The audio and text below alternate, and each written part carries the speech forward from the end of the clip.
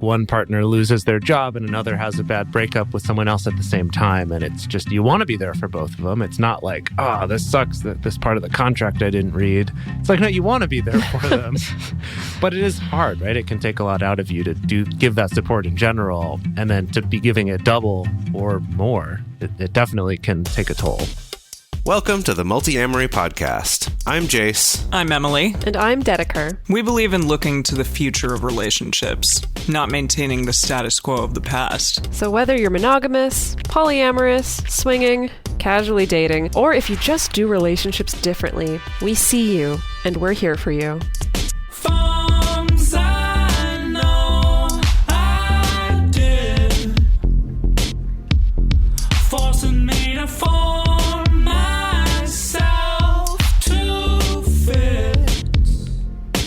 On this episode of the Multiamory podcast, it's all about the hinge. In non-monogamy, V-style relationships are common, and many people have the experience of being the hinge partner in the middle of that V. However, not a lot of people talk about the unique responsibilities and struggles for that partner who's connecting the two others. So today, we're going to take a look at the role of the hinge in more detail, including the unique benefits and difficulties inherent in being a hinge, some common pitfalls, and some specific skills that you can use to be a good hinge. No squeaks. A well-oiled hinge. Yes. Dedeker, I feel like this is something you've been a lot. I guess, but all three of us have been a hinge. Yeah, before. We all have hinge experience in our non-monogamy CV. Yeah, hinge experience, I think, is what it's called. Some hinge experience that we can discuss. And also have been the other two parts of the V as well. The legs. The legs? The legs? What would you call it?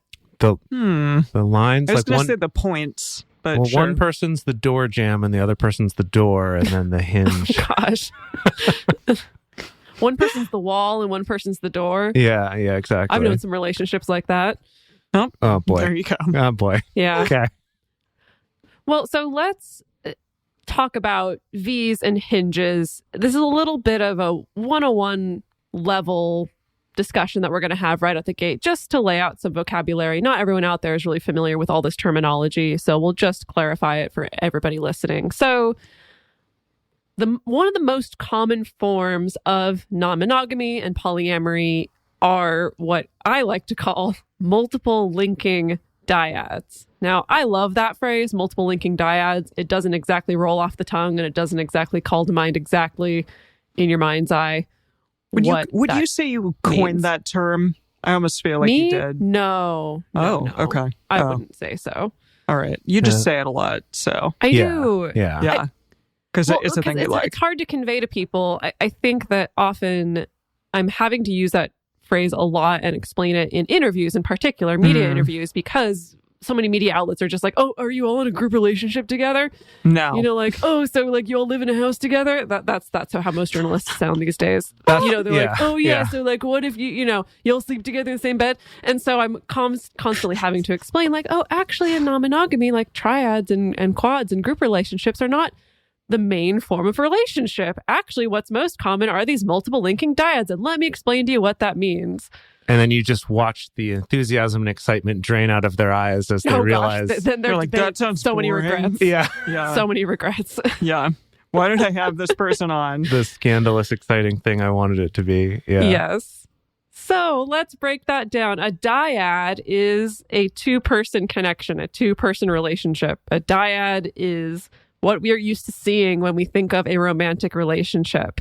And one or both of the points of that dyad may be connected to other people, right? Forming all kinds of these wild molecular structures, especially within non-monogamy. Hence, that's why there's this term polycule to describe that, this idea that we're all kind of connected together in these kind of molecular ways, or maybe like a constellation as well.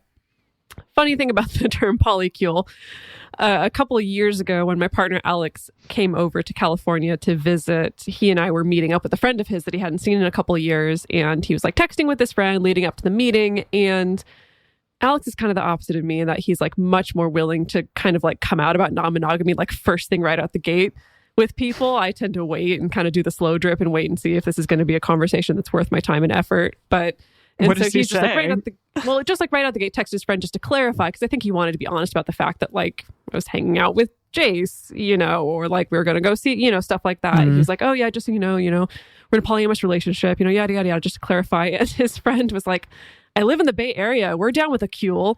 Like apostrophe Kuel. That's great. We know what a Kuel really is, like okay? that. And he's like, whoa, all right, got it. Yeah. In the Kuel, man. I love it's that. funny because that reminds me of the second time when we went on tour, and I think Dedeker and I walked into a Starbucks or something to get coffee. Or it wasn't a Starbucks. We actually went to an independent coffee place, but whatever. Not important. And Cool. They were like, oh, what are you in town for? Because we mentioned something about being in town just for a little bit. They're like, oh, what are you in town for? And I saw Dedeker do the hesitation of like, oh, what kind of generic response do I give? And I was like, oh, we're here doing a live show about polyamory. And like everyone behind there's like, oh, far out. That's awesome. Just like, cool, man. Right. Yeah. I'm inclined to be the one who's like, I'm in town for business. Right. Period. Exactly. But I Everyone knew I else was is like, we're yeah. in Seattle at a coffee shop. Yeah. They all know. They're like, yeah, okay. So us too. Got cool. See you there. That's lovely. So to rope it back to the Kuel. Yes, the So cool. if we think about this molecular structure, these multiple linking dyads, that means that V-shaped structures are common. So one point or one person who is in relationship with at least two other people. And those two other people may or may not also be seeing other people. For the purposes of this episode, we're going to be mainly focusing on Hinge partners, so the person, quote unquote, in the middle in this V-shaped dynamic, as opposed to we're not necessarily focusing on triads, open or closed triads, or anything like that. Like that's kind of the main dynamic that we are looking at today. So yeah, it's not a closed triangle where the two other points are together, but rather it's an open triangle, which makes a V. Cool. Which makes every other journalist so sad and disappointed to be talking to me. That's all right. They can get over it. All right, so let's talk about the unique benefits that Hinge partner, so the person in the middle, receives when they are in a V relationship. So they get things like double emotional support. They can receive that emotional support. If something challenging is going on, then they have two partners or more potentially that, get to be there for them. So multiple partners to turn to when things are tough, multiple partners for processing, multiple partners that may be able to take on things like physical or mental or emotional labor during big life transitions. That's great. Child rearing, stuff like that. Yeah, so I know, Jase, you have experience of multiple partners, for instance, escorting you to have like a medical procedure done. Mm-hmm. I've for also been one of multiple partners escorting someone to that. Yeah. Exactly. Absolutely. Oh, yeah. I've been there for that, too. Yes. Mm-hmm. I also, a lot of the usual party line benefits of polyamory, like different needs met by different people, stuff like that, or a sense of chosen family or community, or the acceptance and validation that can come from multiple close partnerships. Things like that. I mean, I know that, yeah, in the past, like when I had a lot of partners at a function or event together, like it felt really cool. It felt really fun. Yeah. In a way, I think these benefits that we're coming up with for the Hinge partner kind of are just sort of the benefits of being polyamorous at all, right? Of just having multiple romantic relationships or multiple sexual relationships or whatever it is. And while I think that to people who are new to it are like, yeah, cool. Like you're dating more people, you get all the fun and stuff like that. But it is also very, can be very profound and very serious. Like we're talking about having people there to support you through some medical procedure or, just when things are hard. And I think that to take that even a step further, there's kind of like you have a larger safety net in a way. It's like if something's not just tough sort of emotionally, but say like you lose your job even, or you get injured, or, something happens that you do potentially have this wider safety net. And then also you have kind of other people there, right? Where it's like that thing of, maybe I locked my keys in my car and, want to ask my partner to come help unlock my car, but they're busy. Maybe I have another partner who also has a set of keys to my car or something like that, right? That it's just kind of extending this safety net out there and having more people to spend romantic time with, to celebrate things together with. You get more anniversaries to celebrate, which is fun. And of course, you get extra birthday gifts. Yes. Always fun. Again, there's kind of this overlap with the benefits of just having a wider support network and more people in your life as well. Right. Yeah. I wanted to talk about the unique benefits partially because I do think that sometimes people don't focus on the particular struggles, which we will get into, because of the fact that on the surface level, people look at the Hinge partner and perceive, oh, well, they're the person with two partners, and so it must be an easy ride for them. Clearly, they're the one who's getting the most benefits in this situation. And as we've highlighted, there are a lot of particular benefits that you do get in that situation. But I have seen, particularly in my coaching practice, a lot of people who are the Hinge partner really, really struggling, really having a hard time, really not sure what to do next, and unable to get a lot of sympathy or empathy from their support network, I think because of that perception of like, well, you're the one who has two partners, so clearly you've got the easiest job of anybody. With that said, what are the unique struggles that Hinge partners face in a V? In counterpoint to what we were saying about a Hinge partner receiving double, potentially more, emotional support, often Hinge partners are also expected to give that emotional support back, ideally. And so that can mean a double duty of giving emotional support as well. So it may mean having multiple people at once calling on you for physical labor, mental labor, emotional labor, sometimes at the same exact time. Sometimes both partners will be going through a tough time for different reasons, and you're the one who has to extend yourself to be able to offer that support to both partners. Yeah, it does happen, where like one partner loses their job and another has a bad breakup with someone else at the same time. And it's just, you want to be there for both of them. It's not like, oh, this sucks, this part of the contract I didn't read. It's like, no, you want to be there for them. But it is hard, right? It can take a lot out of you to give that support in general, and then to be giving it double or more. It definitely can take a toll. Yeah, this idea that you have to sort of keep everybody else happy and sort of spread yourself thinner and thinner, especially if people are going through really challenging times at that moment. And many Hinges report feeling stressed and anxious about attending to their partner's needs, especially when those needs might be competing with each other, like you were just talking about. Also, those needs may be competing with each other, where it's like both people have a need for a lot more of your time right at that moment. And it's sort of like, well, if I'm giving more to one, I can't be in two places at once. Yeah, exactly. Yeah. It can be really hard. Yeah. When you have more people in your life, there's that potential that you're sacrificing your own self-time and your own self-care, things like that. You might feel the need for all of your free time to just be scheduled with partners, or you lose a sense of prioritizing your own needs and you think, hey, I need to just be attending to every single other person in my life. Yeah, I've definitely seen this and experienced this as a Hinge, where if both partners that the Hinge is dating are in need in some way, often it's somehow this weird thing that happens where both partners can feel like I'm not getting enough of your time, or I'm not getting enough quality time. And then that can leave the Hinge partner feeling like, oh gosh, then I can't have any time to myself. If I have two partners who feel like they're not getting enough time, then I need to be offering up every single bit of free time that I have, or free energy that I have, so that I can help solve this problem. My partner's needing more time.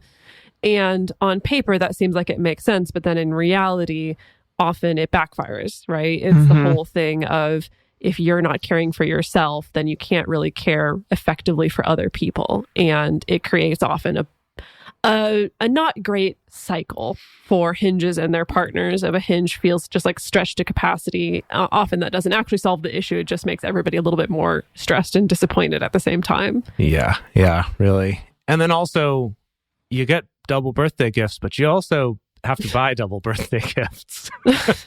Or more. Yeah. Or more, yeah. Yeah. And the birthday gifts, that's just one example that it's the same thing. There could be extra cost, right? Mm-hmm. That the cost of paying for date nights with multiple people, the cost of paying for multiple trips with multiple people or anniversary celebrations with multiple people, that there can be. And of course, it depends on what level of financial entanglement or financial investment, is appropriate for the different relationships, but it can mean that your just straight up costs at the end of the day can escalate because of that. Another thing that I've noticed with Hinges is there's a struggle with what I call managing the image.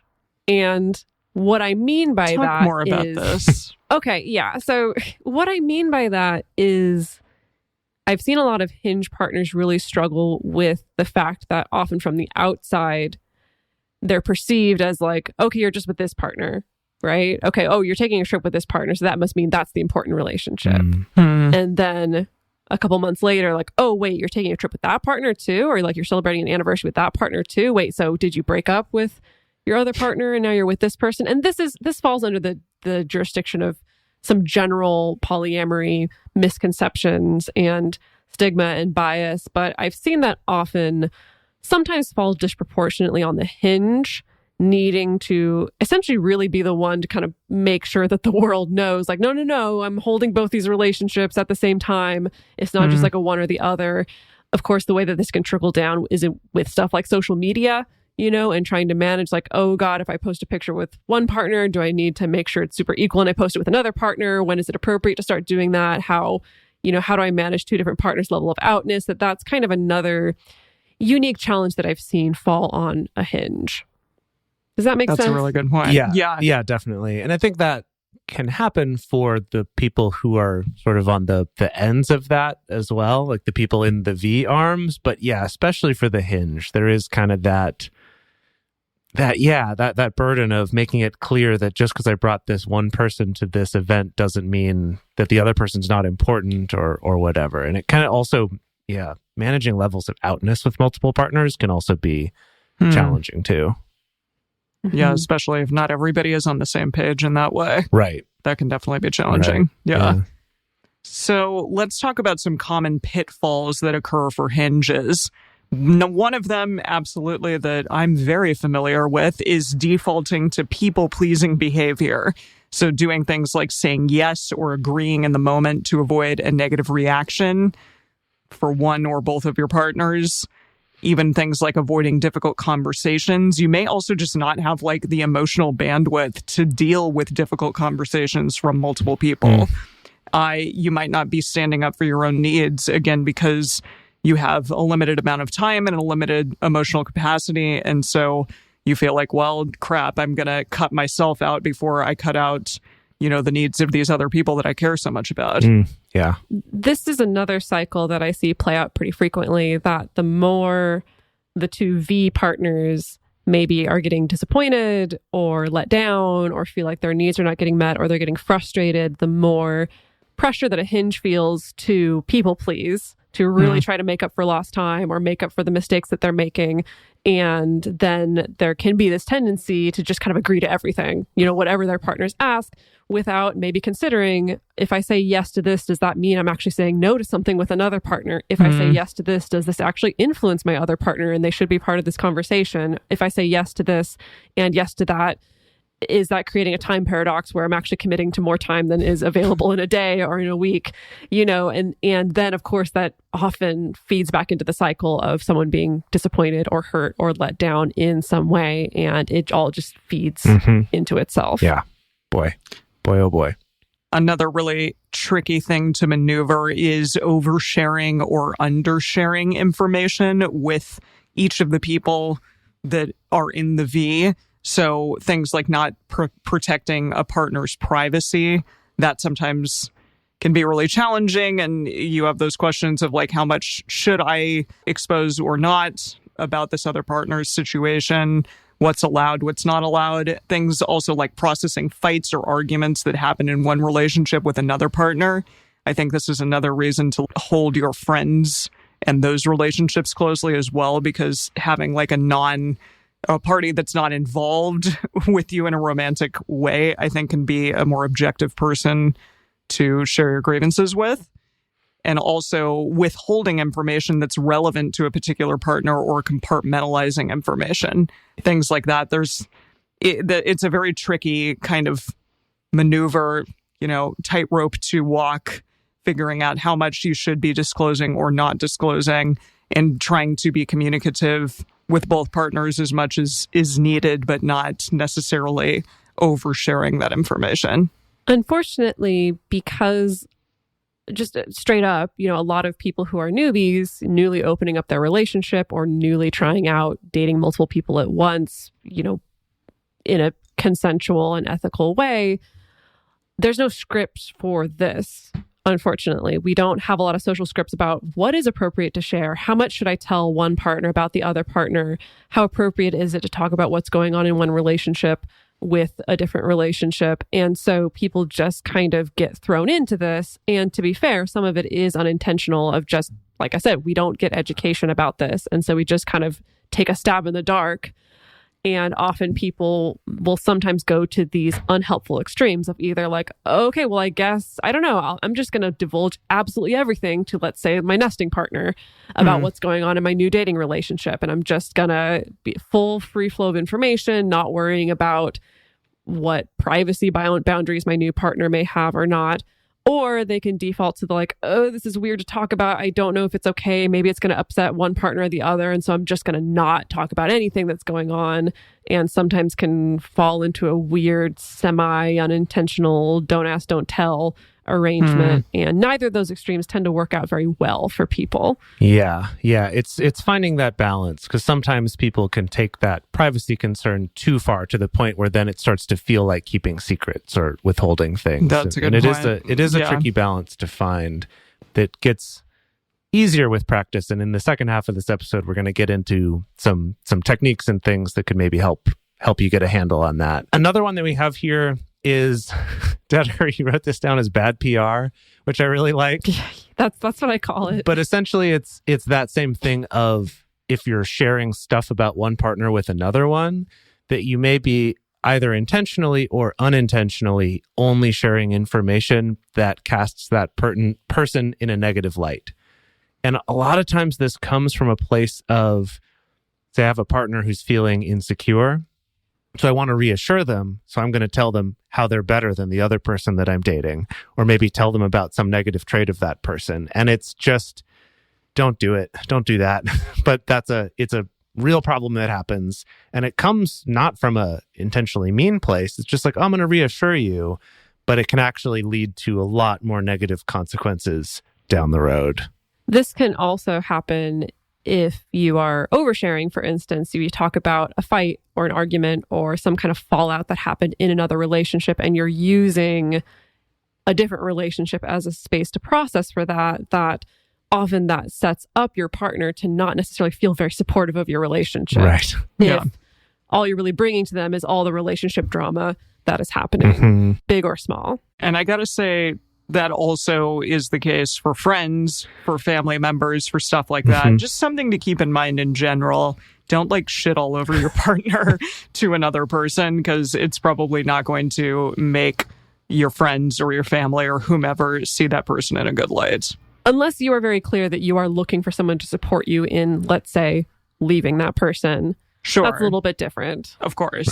Right. And I think it's fine to get that kind of support, but it's often we only ever come during the problems and not also sharing the positive things and the good things. So finding that balance could also be a way to look at that. Another challenge that hinges can run into is trying to force the metamor relationships. So the two people that they're in a relationship with, trying to force their relationship with each other to look a certain way. And this could be anything from putting pressure on them or even coercing them to be closer friends or even to be sexual partners with each other that they may not be that interested in or at all interested in, or the opposite extreme of really trying to keep them separated and not let them communicate with each other, that both of those things are not great.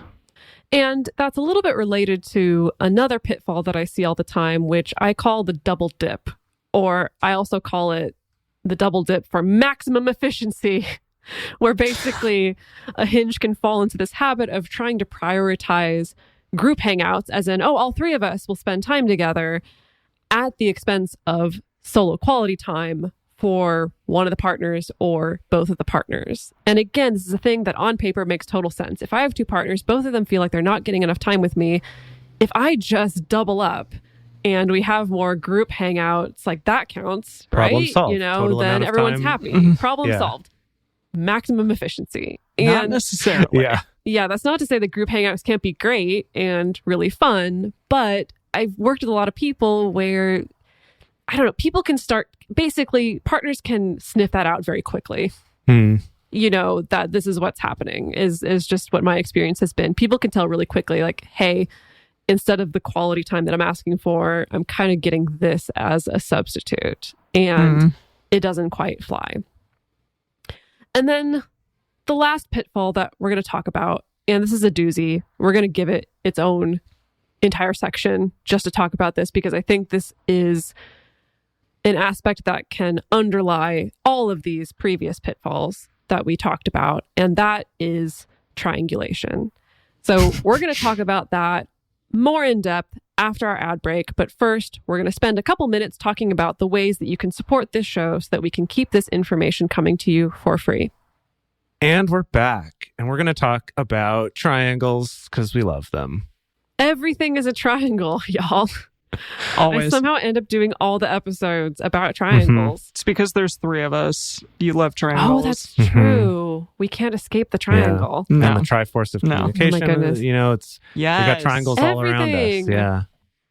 Wow. Maybe we should change our logo to be only Ooh, triangles. that's good. Ooh, I like that. I don't hate that. We'll definitely look like a cult at that point. It does. Yeah, you're right. Wait, do triangles equal cult?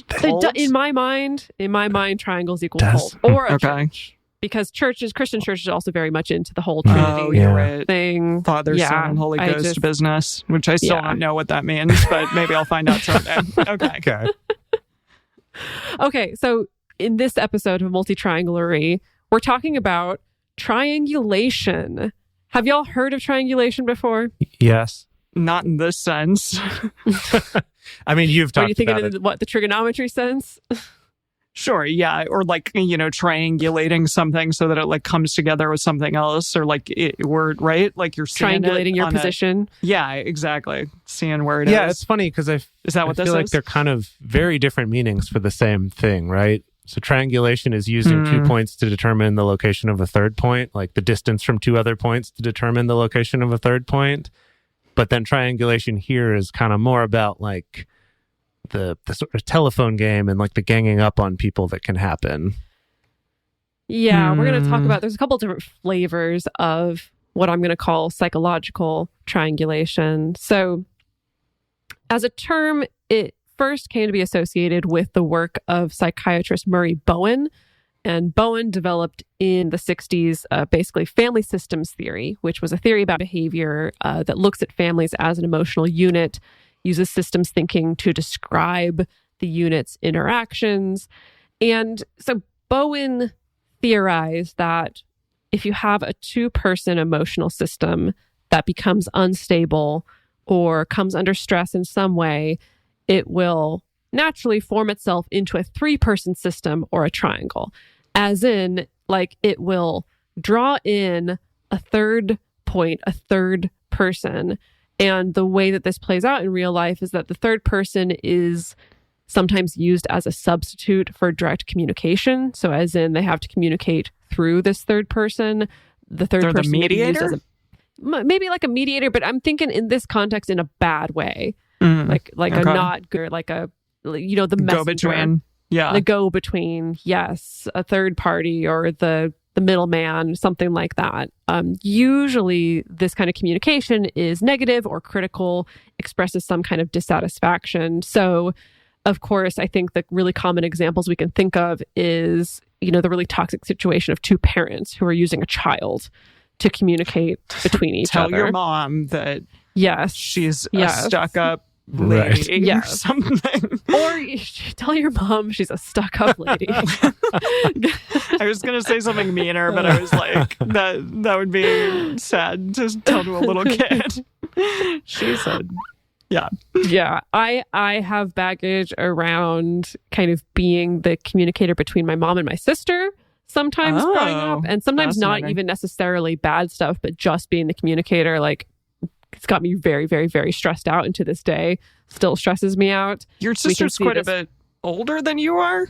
Yeah, she's 8 years older. Okay, yeah. That kind of makes sense. I think we can see this in friend groups playing out as well. Sometimes this is called, being the broker or playing telephone. And you can definitely see this play out, I think, in the relationships sometimes. The most common trope is the Hinge having to triangulate between the two partners. So as in, my partner over here said this about my partner over there, and I'm going to try to communicate these things to them. Like, I'm going to try to say, like, oh yeah, like my other partner, she was really upset that like you didn't talk to her at the party. And then I have to go back to my other partner, like, oh, well, my other partner says that she didn't mean to not talk to you at the party. It was just this, like this stuff happens all the time. And it is interesting that I've rarely witnessed Hinge partners feeling stressed out by carrying positive messages between two partners. It's usually the negative stuff that ends up being triangulated through the Hinge partner. But I have also seen this play out in other ways as well. Like, I have seen this play out where two metamors get together and then are conveying weird messages through each other to the Hinge partner. Like, that also happens. For sure. Yeah. Less often, though. Definitely tends to go through the Hinge. Mm-hmm. So when triangular relationships like this occur, there is this risk of having the two people who are sort of in this alignment forming something called an enmeshed relationship. So enmeshed relationships, they're relationships in which personal boundaries are diffused and an over-concern for others leads to a loss of autonomous development. And it's kind of similar to the concept of low self-differentiation. Can you explain that a little bit?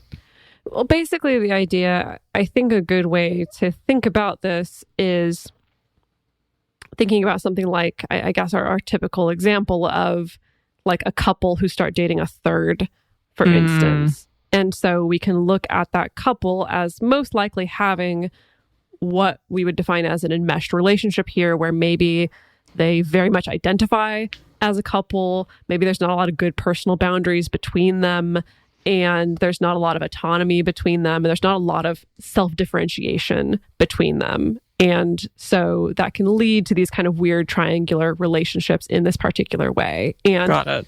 Also can lead to this slightly different aspect to triangulation as well. So yeah, that factor of triangulation is explored by Josephine Ferraro. And based on her description, it seems that triangulation occurs when unhealthy alliances form between two people against a third. So, for example, that could be like a son and a father against a mother, or a mother and her daughter against another daughter, something like that. I have definitely seen that in my own life with my mother's siblings and my grandmother. Oh, God. Yes, yeah, my mother's siblings also. Just like triangulation is the name of the game. My goodness. Like, all over the place. And I was young and just kind of like, I don't know what's happening, but this sounds exactly like that. Absolutely. For Hinges, it could look or feel like, me and one partner against the other partner, or both partners against me if I'm the Hinge, which is dicey. Both are dicey. Right. Not ideal. And so again, not ideal. Again, the way that this often plays out is, the Hinge with one of their partners who is maybe quote unquote the good partner that they feel close to, the relationship's going well, and then the other partner who maybe is more needy or going through a rough time, or there's more conflict on that side, becoming kind of quote unquote the bad partner. And it can be very easy to feel like the Hinge is essentially forming this alliance with the quote unquote good partner and ganging up on the bad partner. And sometimes that can swap and go back and forth.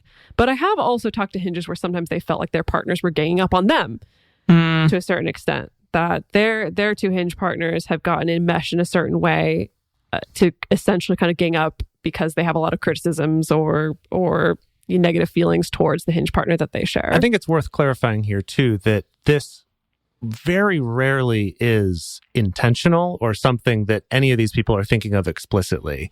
And sometimes the way it shows up is that, say, one of those partners might feel like the Hinge and the other partner are kind of ganged up against them, and that can be surprising news or feel like this completely incorrect accusation to the other two, because it's just, there's this one thing is, I think as humans, this triangulation happens a lot, and so we can be extra sensitive to it. But I think also it's very easy to start doing that without ever being intentional about it. But it's because it's just this natural human behavior. It's not like, hey, we're going to ally against this person like we're on Big Brother or something.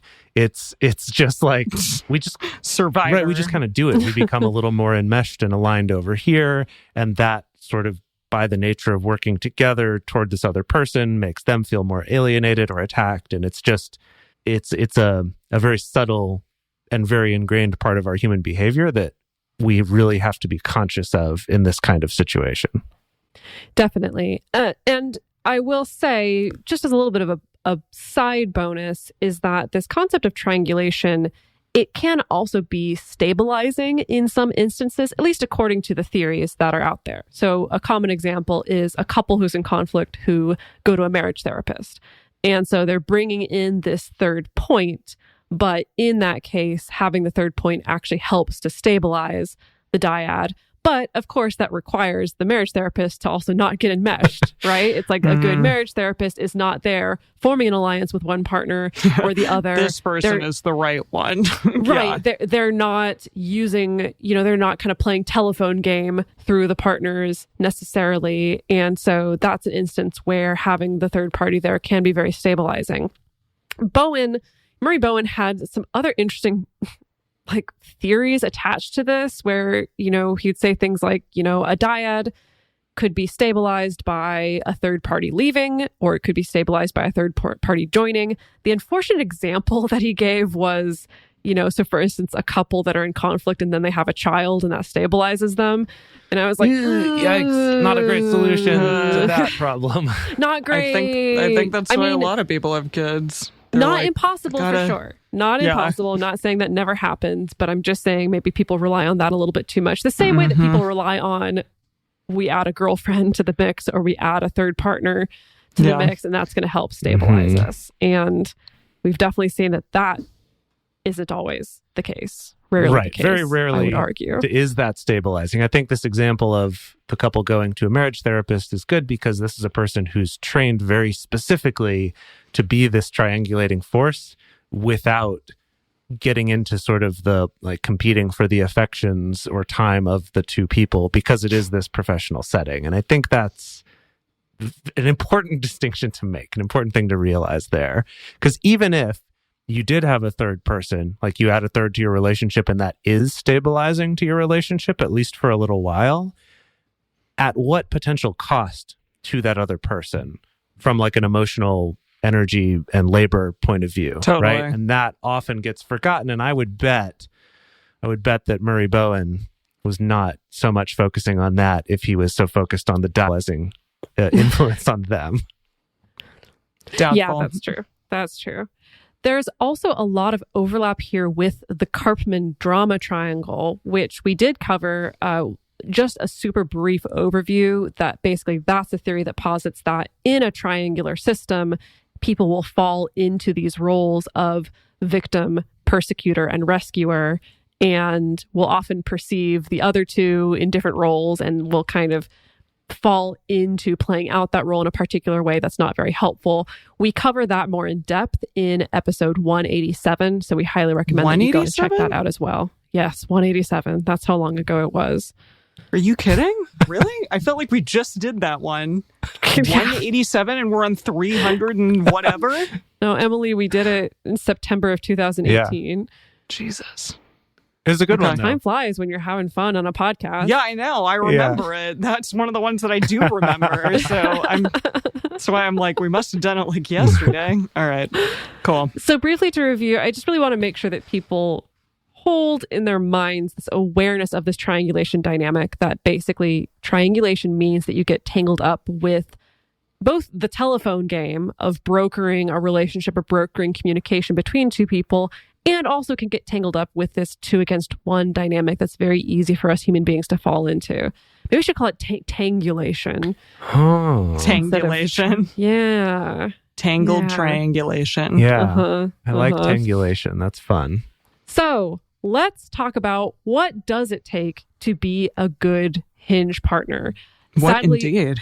Yeah, there's not a lot of hard research out there on what makes for a good Hinge partner, at least not yet. I hope that that day will come where we can start to see that. So what we've done is we've taken a look at what the community is saying about Hinge partners, people who actually have the lived experience. So we looked at threads in our own private patron-only Facebook group. We looked at threads in the Black and Poly Facebook group, looked at Reddit threads, looked at various blog posts and articles, just to get a sense of what are the recurring themes that are showing up again and again and again based on people's lived experiences. Yeah. So the first of these, and Emily talked about this a little bit earlier on in the episode, but it's having external sources of support that are not just the romantic partners involved in this V.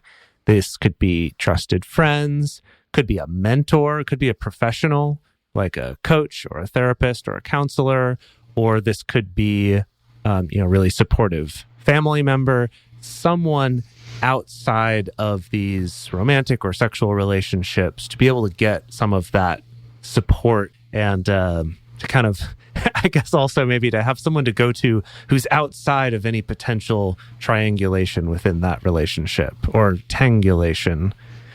And this is also really important because it provides a way to be able to process or vent without that having to be to one partner about the other, which, as we discussed, generally is always going to go badly. And it also keeps you from only ever being able to go to one partner to get advice about the other partner. That can work out sometimes, especially if all the people involved are much more experienced with non-monogamy, have been doing it a long time. There's a large degree of mutual respect and trust of everyone around. You can then support your partners in what they're going through with other partners. But generally speaking, it's harder. And if you have other sources of support, those are going to be better places to go for that. I have seen Hinges who will figure out half of this, let's say. So for instance, often people who are new, who have just kind of gotten thrown into this dynamic, they're figuring it out. They don't have any scripts. They're trying to find the best ways of doing this. And they do learn very quickly, not great for me to vent to one partner about another, or to go to one partner for advice about the other, or to process, or to only tell negative stuff. Like, they do figure out pretty early on, okay, this is not good. But then unfortunately, I see a lot of very sad and lonely Hinges who then end up in a place of, I have no one. I can't talk to my partners. I don't have anyone in my life who understands. Or when I do open up to people, they criticize me, or they think that I am super lucky because I have two partners, that I have seen this happen with Hinge partners of just like, I have nobody, after they have realized kind of the halfway mark of not taking everything just to their partners. So this is so important to avoid this just becoming this little vacuum where you're carrying all this by yourself, because that's also not going to go great. Hinge partners also have a good sense of time management and scheduling. I know it's a trope and a meme at this point about polyamory, but it's true. So that can be things like having good organizational tools like Google Calendar, whether that's a big shared calendar that everyone is okay sharing together, or having separate calendars for both of your partners that you share together. It involves things like having good time awareness. And what I mean by that is the ability to think ahead, anticipate potential scheduling conflicts that may be coming down the pipe, remember important dates for multiple people, such as birthdays, anniversaries, etc. And it also means having good time communication. So as in being proactive in communicating with partners about the schedule, bringing up scheduling conflicts or scheduling puzzles early on. I think it was Kathy Labriola who said specifically, if you're anticipating that you're going to have to negotiate holiday time with multiple partners, bring it up in July. Right. That's when you start talking about it. Yeah. You know, give a lot of time to figure these things out and let emotions work their way through. And good Hinge partners are able to do that, whether it's about the holidays or even if they see that 2 weeks from now there's going to be some kind of scheduling conflict. I've definitely found that skill of just planning ahead just a little bit more than you normally would making plans is really one of those things that comes up as you're learning to be a better Hinge partner. It's just maybe if you normally plan things one day ahead, you start planning them maybe 2 or 3 days ahead. Even if it's just that little bit, it does make a difference because there's more schedules involved. And another common thread that showed up a lot connected to the time management and scheduling is, you know, a good Hinge partner is someone who can follow through on plans and not cancel all the time for non-emergencies, especially if it's non-emergencies involving one particular partner more often than the others. Also, something that good Hinge partners do is that they have boundaries that they can express and uphold consistently. We talk about boundaries a lot on this show, but if you want specific episodes where we do that, you can look to Multiamory episode 179 or 227. So this means things like preserving time for oneself. We've talked about that a little bit before, but that's something that can kind of go awry if you have a lot of partners, that you spread yourself a bit too thin. So having good boundaries and being sure that you prioritize self-care time, that's very, very important. Also, things like expressing honestly and advocating for what you personally want.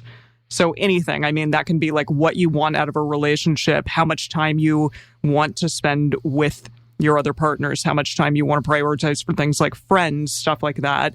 You know, what matters to you, make it heard, make it known. Also, only agreeing to things that you can actually willingly agree to, and say no or renegotiate things that you can't agree to. You're not going to be able to say yes to absolutely everything, and that's really important. Make sure that you are being honest with yourself and honest with your partners about what you can and cannot agree to. Also, on the flip side, you can avoid being hyper-boundaried or over-encumbered with your boundaries. So, you know, don't be super inflexible, or don't, you know, sit there and say, like, I'm not going to negotiate with you, I'm not going to compromise with you, things like that. It's my way or the highway. That's also, you know, it's important to not do that. Just have a sense of flow, but also allow for yourself to get prioritized, not just the relationships that you're in. Another thing that people who are good Hinges do is that they don't compare their partners to each other in negative ways. Yikes, this is a big one, but that includes externally and internally. So externally, don't like highlight your partner's shortcomings in comparison to your other partner's strengths. Even if you're trying to reassure, it's not helpful. No, it's not helpful. It's not nice. It also is like, wait a minute, like, you're thinking that about the person that you're with. Also, internally, it can be very easy to fall into like a mental habit of only seeing a partner's failures and internally comparing them to, you know, a real or imaginary better partner. I've had partners be like, well, I want a relationship that looks like X. And it really sucked to hear that, because I'm like, well, fuck, I guess I'm not that. But like, don't be doing that internally or externally. Yeah, there's some research behind this. I think it's research from the Gottman Institute, but basically saying that that's a big predictor of people leaving relationships is basically in our minds, we compare our current partner to our perceived options, right? And so once we perceive that, like, I have a better option or I could have a better option out there, we're much more likely to want to leave. And yes, sometimes that can be a good thing, right? You know, I think that if you're finding yourself in a constant pattern of comparison, whether you're comparing one partner to another in your head or even just one partner to an imaginary other, that may be trying to tell you something. It may be trying to tell you, hey, there's something that you're longing for. There's something that needs to be resolved. You need to leave this relationship. It's not the right partner for you. That could be true.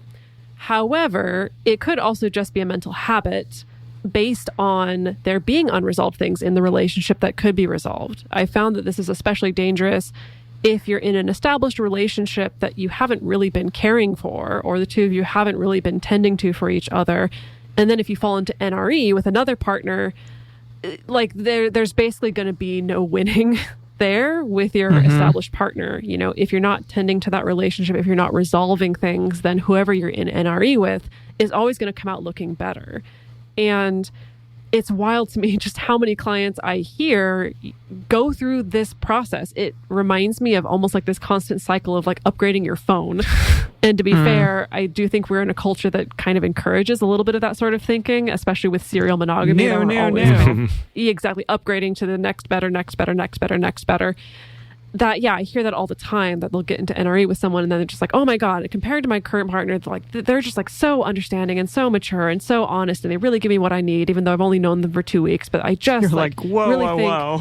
I really think they're the partner for me. And then I've seen clients go through the cycle where then they leave the old relationship, get into the new one, and then it's only a matter of time before the next dose of NRE comes along. It's the same thing. Like, oh my God, I think this person actually really gets me, so much more understanding, so much more mature. You know, that can be a thing, just to be aware of it. So I'm not saying that if you're feeling this need to compare, that means that it's total bullshit and you shouldn't listen to it. But just you should be careful about if you're falling into a mental habit of constantly comparing your partner and they're coming up short all the time.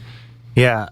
Another trait of good, skillful hinges is having a sensitivity to and an understanding about structural imbalances across relationships.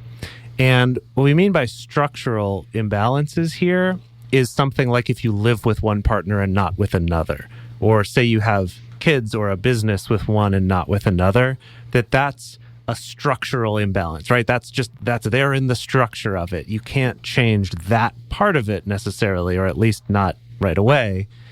But being aware of that and having an understanding that does have an effect, and you can't just say like, oh, that doesn't affect anything, I'm going to ignore it. But being aware of it, having a sensitivity to it. So that's things like a willingness to try to provide a little bit extra to counterbalance that for the partners who don't get to benefit from living with you, or maybe being seen with you in public, you know, being a couple on social media, or being the plus one to your wedding of your cousin or something like that. Like all these little pieces of couples privilege that oftentimes still only extend to that one partner who structurally is more entwined with you. So just really being aware and conscious of trying to counterbalance that as much as possible. And now, this is extra important if you are consciously choosing or practicing hierarchical polyamory, where you do have sort of a clear primary, whether you use the words primary, secondary, or you just refer to it as like a nesting partner and other partners, whatever it is, like you are consciously aware that there is a difference in the entanglement and the connection and potentially the privilege with this one person that other partners are not going to have, being aware of it. But this is also important even if you practice some sort of non-hierarchical polyamory. Maybe you don't live with any of your partners, but it's still good to be aware of, because as human beings, all our relationships with everyone else is not equal. Like they're never equal. They're never the same. So just being aware of having an awarenessness and a consciousness of the fact that there can be these imbalances, and that's something that you need to address and try to counterbalance when possible. Another thing that good hinges do is that they share information across relationships appropriately and ethically. So that means things like protecting their own privacy and the privacy of others, of the people that they're in relationships with. It's also important to think about when there's an imbalance between like how old or new a relationship is. So often it's really easy for people to overshare about a new relationship to their partner that's in the older relationship. So definitely being cognizant and wary of that. And it's important to get clear with each partner about what information they're comfortable being shared. You know, that can include a whole host of things, from how out you are or STI status, things like that. It's important to see, like, how comfortable are you with me sharing this information to my other partner? And lastly, the last thing we're going to talk about is a good skill to have is awareness of what belongs to you.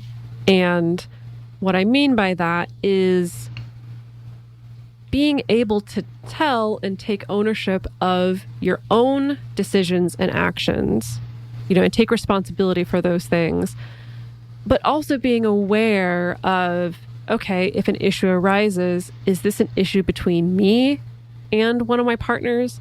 Is it an issue between me and a different partner? Is it actually an issue between them as metamors? Or is it an issue that actually is relevant to all three of us that we need to be able to sit down, all three of us, and talk about and resolve? And the way that I see this fall apart is often, okay, so it's difficult to talk, quick sidebar. It's difficult to talk about this because I want to default to like, okay, yeah, you agree to something with partner A and then you tell partner B and then partner B doesn't like it. So you go back to partner A. But to be totally honest, I realize that sometimes that makes it easier to say, but it's not easier to parse or understand. Can you say us? Like just use me and Jase? I could do that. So, I actually want to make this into a PSA for the entire non-monogamous community that when you make posts about your relationship drama or what's going on in your life and you just use letters where you're like, oh, my partner T said this, but then like that really upset my partner C. And so, but then C's other partner B came and then told me this, that T was going to sit, like using the letters. It's so hard to follow. It's so hard to follow. No one likes to follow it. You get frustrated and fall asleep halfway through. So just use fake names. Come up with fake names. If your partners are not comfortable having their names shared in a particular space, use fake names. That's great. It's tiny amount of effort. Makes it so much more easy to understand. I'm talking to all of you out there listening right now. There, I said it. Okay. So yeah, for this example, beautiful. The more you know. So back to what I was saying. The way that this falls apart is, let's say if my partners are both Jase and Emily and I agree to something with Jase and maybe that disadvantages or negatively influences Em in some way. So let's say with Jase, I've agreed, okay, I will only spend one night of the week out of the house for the next 6 months. Okay, great. Yes, agreement. Yes, Jase. And then I go to tell Em that. And instead of saying, hey, I had a conversation with Jase, this is what Jase wanted, I agreed to it. I decided this is what I'm going to do. And I realized that has an impact on you. Instead of saying that, I come to Em and I say, so listen. Jase made me. Jase made me do this. Jase really wants me to do this and I don't have a choice. And so Jase is imposing this and that sucks. And Jase sucks. What a beeper, man. That's really muddling what actually belongs to you. Right. Like not taking ownership of really the role that you had in agreeing to that and that was your decision. Ultimately, like your partner isn't truly forcing you into things in that way. And if they are, then we've got some other much bigger problems to deal with. Yes. Yeah. And so I've started recently working actually with a lot of triads and Vs, a lot more than I used to, just helping to mediate these things. And this is one of the things that I find the most important when I work with people is taking an inventory of these things.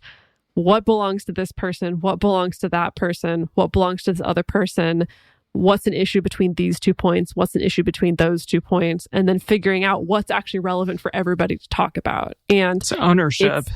Yes, it's sticky work and it's confusing work and it's hard, but it's so worth it. When you work with a triad, does that then become quadrangulation? I wonder what Bo would say about that. This would blow his mind, okay? Just completely blow it. Oh, boy. Yeah. So, we're going to go on and do a bonus episode. Now, this is super fascinating. In our bonus episode, we're going to be talking about what can studies that have been done on communication in step families, what can that teach us about being better Hinge partners? I hope that that's intriguing and tantalizing to the palate of your brain and heart. On our Instagram, we're going to be putting up a poll. We want to know, do you think that it is easy or is it difficult to be a Hinge partner? We want to hear from you whether you have experience being a Hinge partner or not. Do you think it's easy or do you think it's difficult to be a Hinge partner? So go check that out on our Instagram this week. The best place to share your thoughts about this episode with other listeners is on this episode's discussion thread in our private Facebook group or Discord chat. You can get access to these groups and join our exclusive community by going to patreon.com/multiamory. In addition, you can share with us publicly on Twitter, Facebook, or Instagram. Multiamory is created and produced by Jase Lindgren, Emily Matlack, and me, Dedeker Winston. Our episodes are edited by Mauricio Balvanera. Our social media wizard is Will McMillan. Our production assistants are Rachel Shennework and Carson Collins. Our researcher for this episode is Dr. Kiana Nurse. Our theme song is Forms I Know I Did by Josh and Anand from the Fractal Cave EP. The full transcript is available on this episode's page on multiamory.com.